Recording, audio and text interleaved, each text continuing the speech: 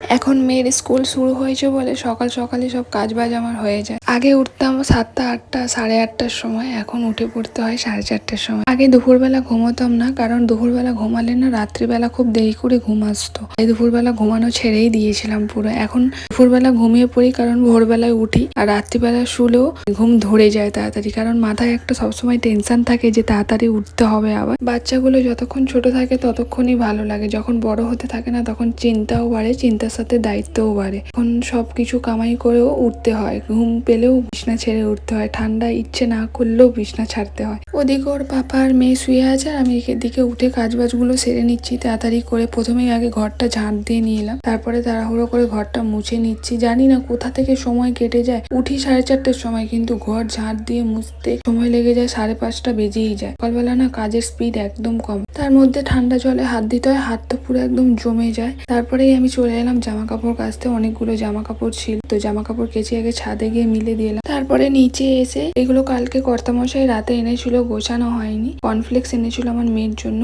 মোম, রং, 2টো Horlicks biscuit, ধূপের packet, 2টো হ্যাঙ্গারের packet এনেছিল, একটা ব্যবহার করে নিয়েছি, একটা অরিও বিস্কুট, একটা আমার জন্য ফেস ওয়াশ আর ভীম জেল।